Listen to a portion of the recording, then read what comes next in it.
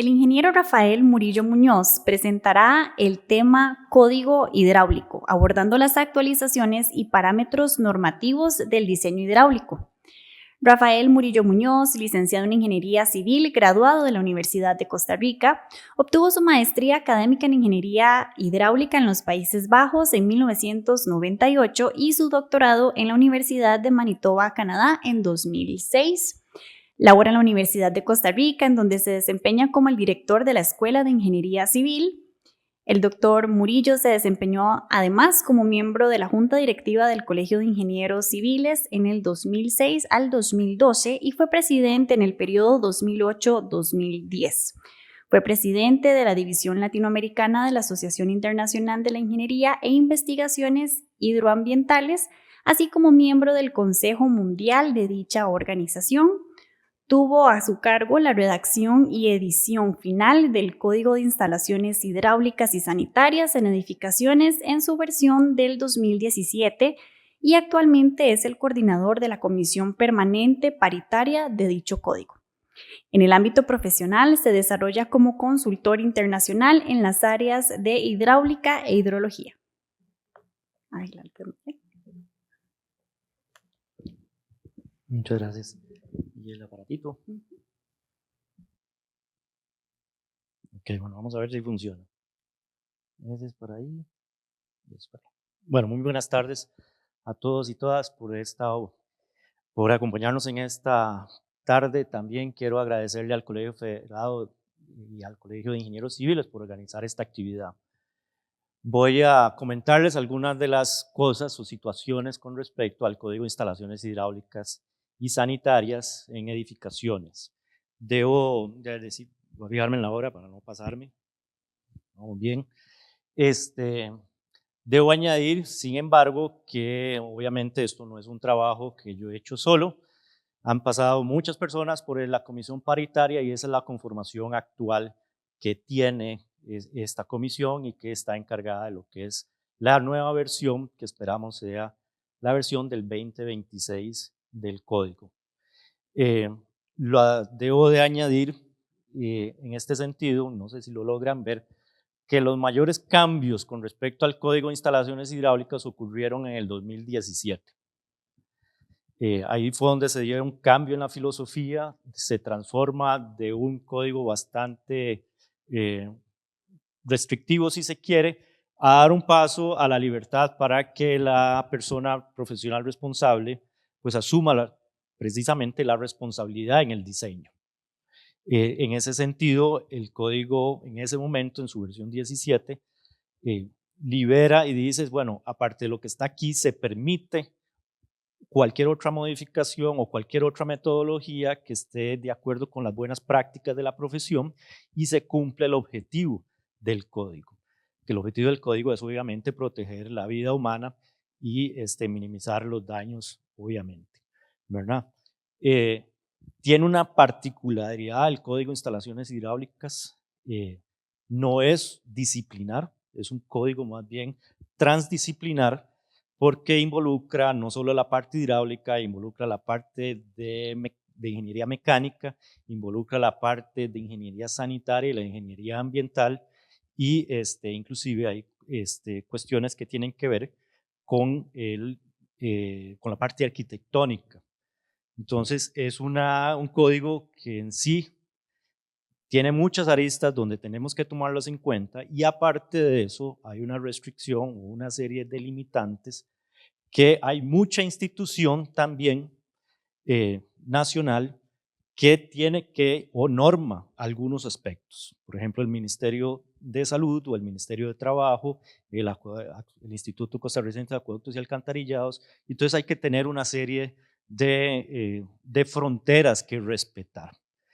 Las consideraciones adicionales que se hicieron para esta versión del 2026, ustedes la tienen ahí una comparación con respecto a los capítulos. La gran transformación es que sale lo que antes se conocía como el capítulo 11 de instalaciones de gas LP.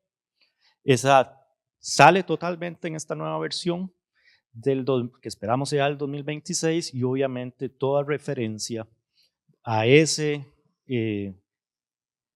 a ese tipo de fluido desaparece del código. La razón de ello es que el ministerio correspondiente o las autoridades correspondientes pues emitieron normas específicas para lo que es el manejo y la distribución de ese fluido. Entonces, obviamente lo sacamos. Su momento se incorporó precisamente porque no había normativa al respecto.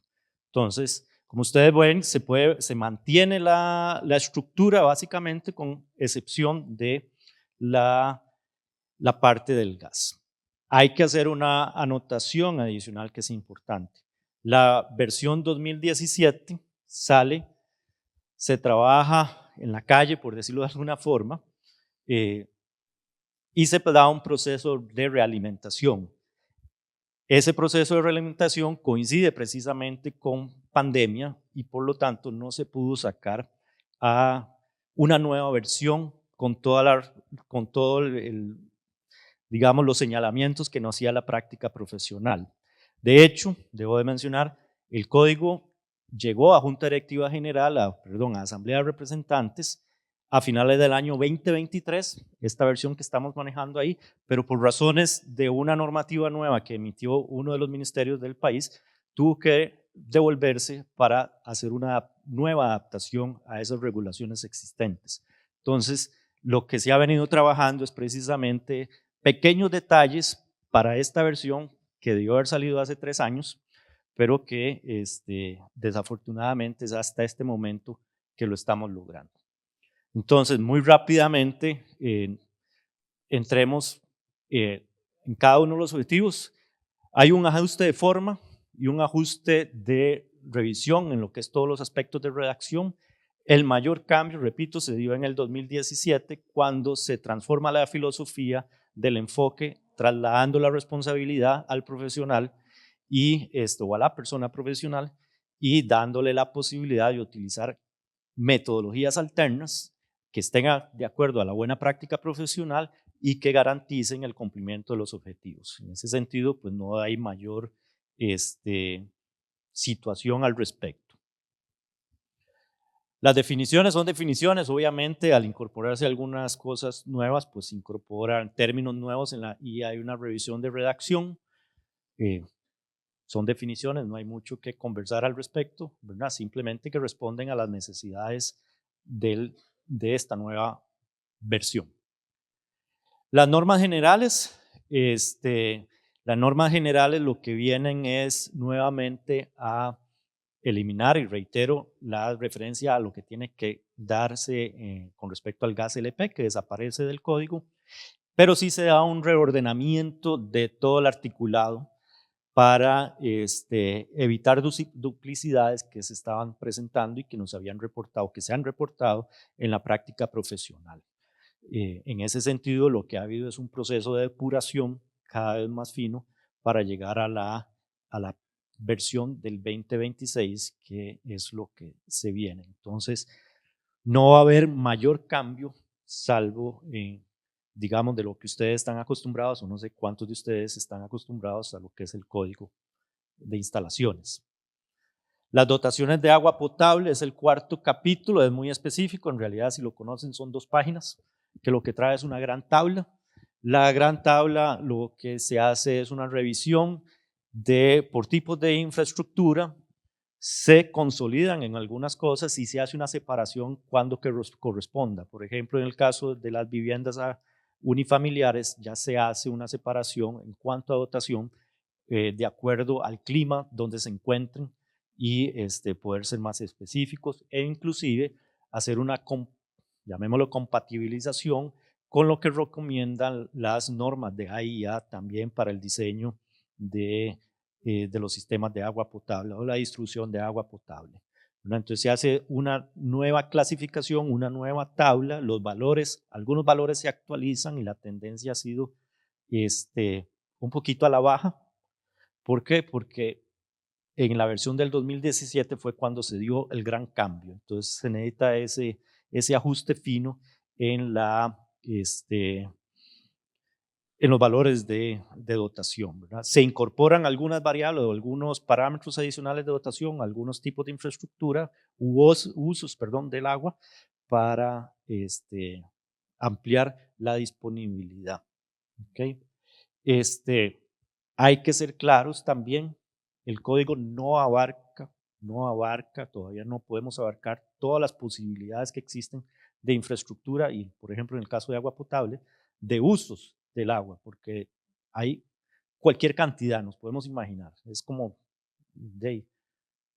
nos sale una práctica nueva o un edificio nuevo y no hay forma de tenerlo ahí tipificado en todas las condiciones que se puedan dar.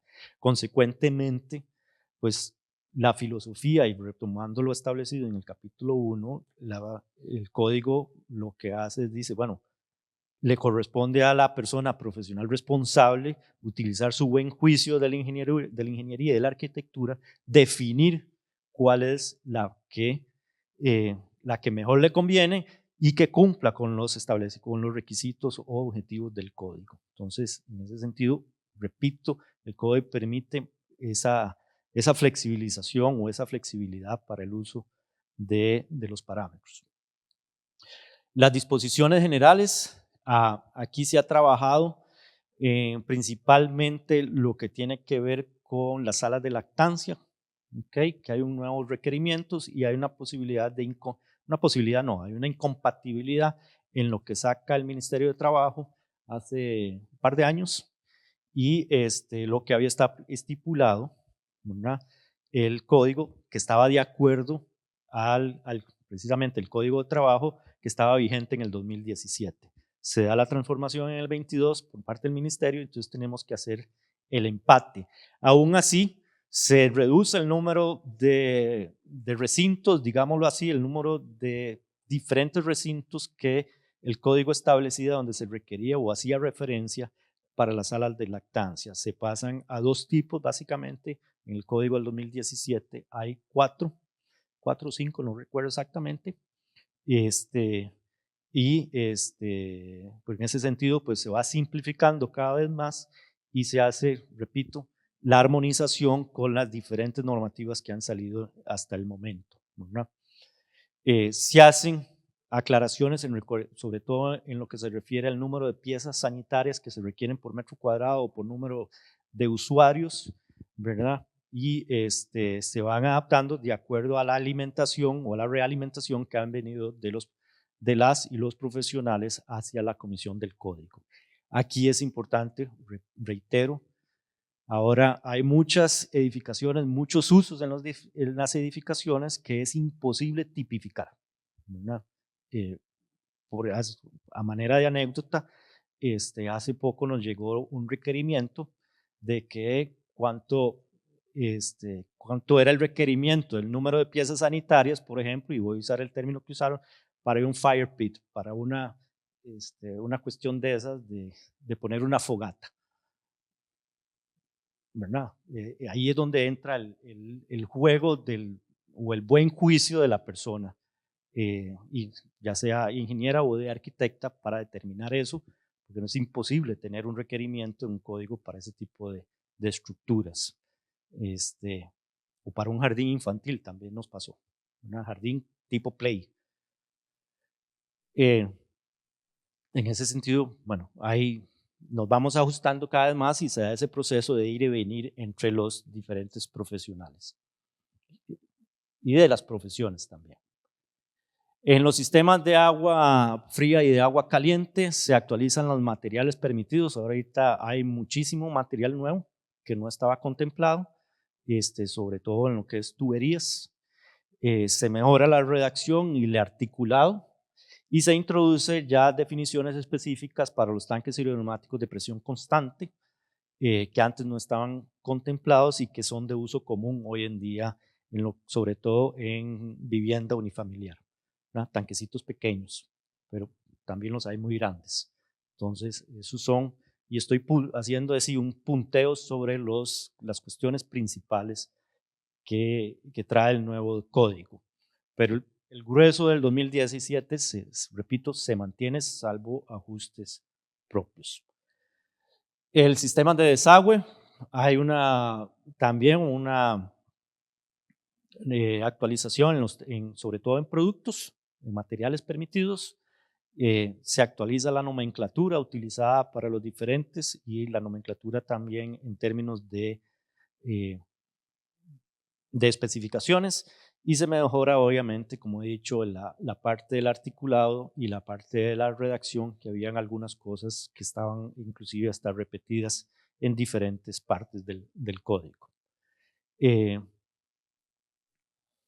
La ventilación sanitaria, aquí no hubo mayor cambio, salvo lo que se menciona, nomenclatura, redacción y orden del articulado, para darle más congruencia, más fluidez a la parte de redacción. Y pasamos ya directamente a lo que es el sistema de recolección y evacuación de aguas de lluvia. El grueso se mantiene. Si hay un cambio de filosofía que ya se había iniciado en la versión del 2017, en las versiones previas, y estoy hablando de 2017 hacia atrás, ¿verdad? Lo que gobernaba era, y así muy popularmente, saca el agua de la lluvia lo más rápido posible y métalo en el sistema de alcantarillado pluvial.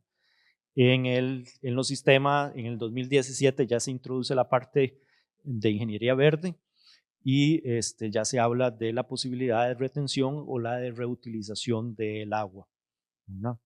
En esta ya se introduce directamente, como dice ahí, se introduce el enfoque de infraestructura verde, de uso de infraestructura verde para lo que son los sistemas pluviales de las edificaciones, del diseño de bajo impacto y control en fuente para propiciar infiltración y aumento de tiempo de entrada al sistema de alcantarillado. O sea, ya hay un enfoque totalmente de 180 grados, bueno, tal vez de 90, porque ya habíamos hecho el primer paso en la versión del 17, para precisamente que se permita, y como dice, control en fuente es control antes, ya sea en la canoa, en el techo o en el jardín, en las zonas verdes, para que se aproveche esos espacios y permitir infiltración en un tono más en línea a tratar de recuperar el ciclo hidrológico.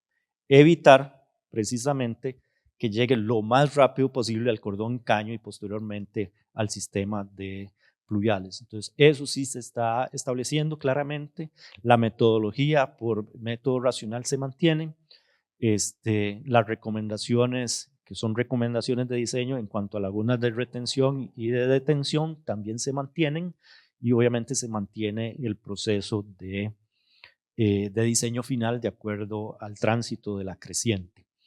Pero lo significativo es acá, precisamente, donde hay ese chip o ese cambio, ¿verdad?, de un sistema techo impermeable, canoa bajante, directo a la canoa, al cordón y caño, a un sistema donde pensamos que tenemos de infiltrar y aumentar el tiempo del tránsito.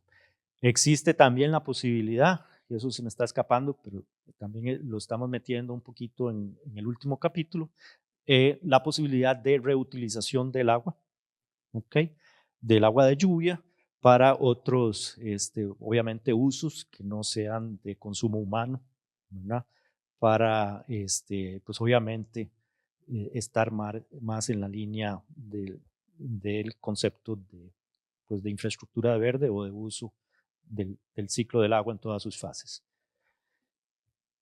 Muy rápidamente, en el capítulo 10, vamos a tener una armonización con las diferentes normativas. Aquí han salido del Ministerio de Salud, han salido del MINAET, en términos de diferentes parámetros.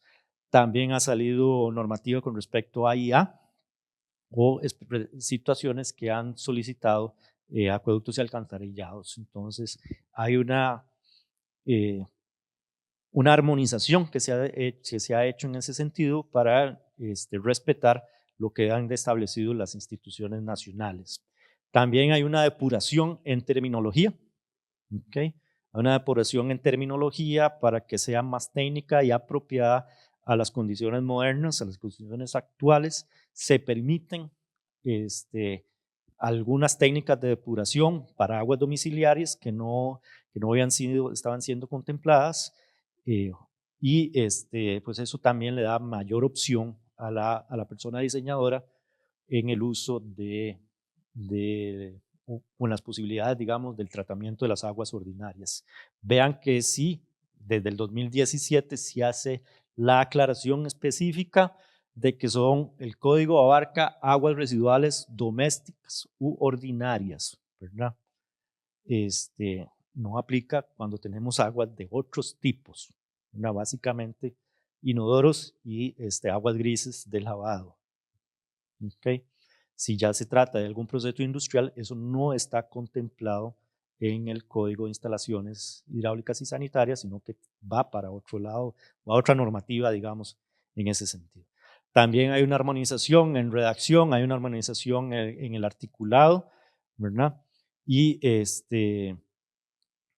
por ahí es donde estamos encaminados. El capítulo 11 que estaba ahí, no hay mucho que decir, salió normativa específica publicada.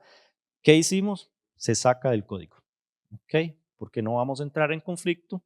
En el 2017 se va incorporado por una necesidad, en ese momento no existía, así que sale del código y nos volvemos a retomar Código de Instalaciones Hidráulicas y Sanitarias, sin entrar en otro tipo de fluidos. Eso es básicamente, digamos, los grandes cambios, como que no hay cambios significativos en todos los procesos de diseño. ¿Cuál es el estado del arte en este momento? Bueno, debo decir que esto lo hice ayer, no lo voy a negar.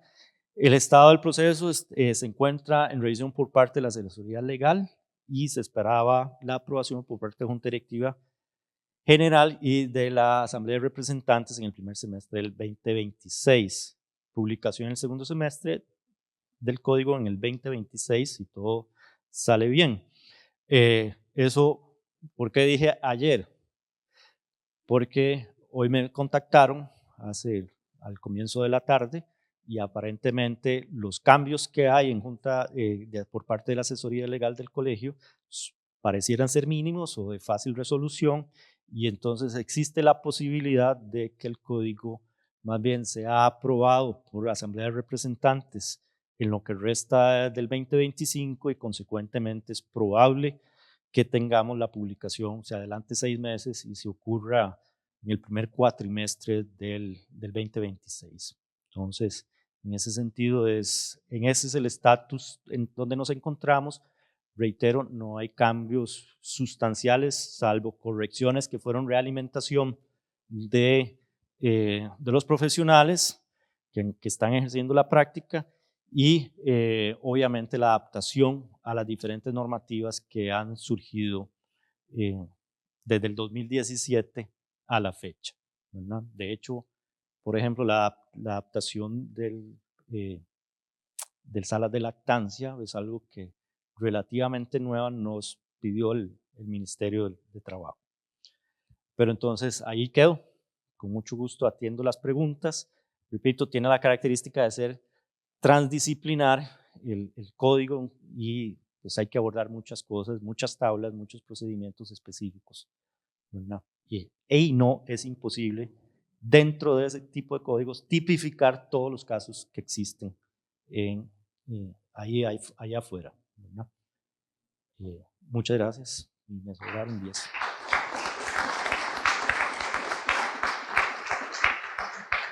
Ya les recuperamos el tiempo.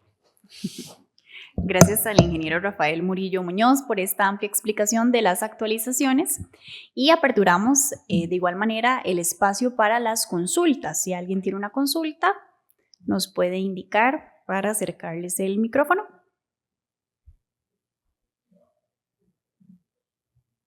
Tenemos una por acá.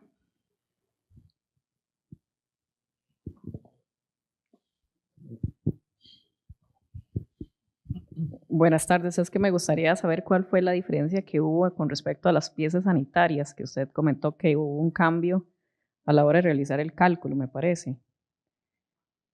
No, la metodología de piezas sanitarias no cambia. Okay, se mantienen por unidades, por las UA, digámoslo así, ¿verdad? Esa es una de las metodologías. La otra es por área o por personal servido, digámoslo así. ¿verdad? Como decirle un cambio, ¿no? Porque son muchas las tablitas, ¿verdad? Y están divididas, entonces le quedo mal con un valor específico, pero sí se ha adaptado y sobre todo lo que no es tanto el número de piezas, pero sí la explicación de cómo se usan esos valores por metro cuadrado y cómo se usa por número de personas. Eso es lo que cambió, se mejoró, no es que cambió, se mejoró la redacción para que eso, esperemos que quede más claro. Muchísimas gracias por la pregunta. Tenemos otra por ahí.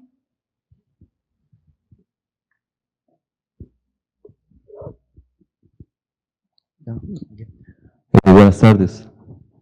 Usted mencionó ahí algunos cambios o mejoras en la parte de tratamiento de aguas domiciliarias, sobre todo en lo que respecta tal vez a aguas grises.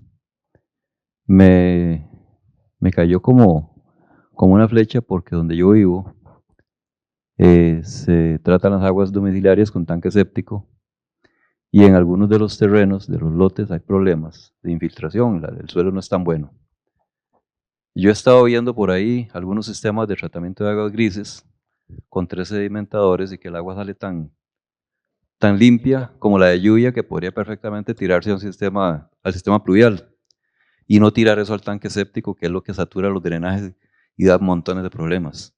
¿Podemos esperar algo así en el código nuevo, algún tipo de sistema de tratamiento de ese tipo? Vea, ahí hay dos partes. El sistema mejorado que está hablando es permitido. ¿Okay? Lo que sucede es con el vertido, ¿verdad? Porque ahí es donde entra el área gris entre el Ministerio de Salud y nosotros como colegio federado, ¿verdad? Entonces, no le tengo una respuesta definitiva, pero es de esperar, digamos, que al estar el proceso mejorado y algo que no mencioné, y gracias que lo retoma, existe también la posibilidad de ese reuso para esa agua mejorada o esa agua, digamos, depurada, ¿verdad? El tema aquí es que las autoridades sanitarias son un poco rígidas, ¿verdad? Y entonces, al ser efluente, o lo infiltro o lo mando al sistema de alcantarillado sanitario, ¿verdad? No tanto hacia Cuneta Caño, digamos que podría ser la posibilidad. En ese sentido, todavía no hemos logrado más del lado de allá que de acá lo que todos quisiéramos, ¿verdad? No sé si por ahí va, no es la mejor respuesta, pero ese es en el estatus donde estamos. Muchísimas gracias por las consultas y las respuestas, ingeniero Rafael Murillo. No sé si hay alguien más que desea aprovechar el espacio. Eso sería. Muchísimas gracias. Bueno, muchas gracias.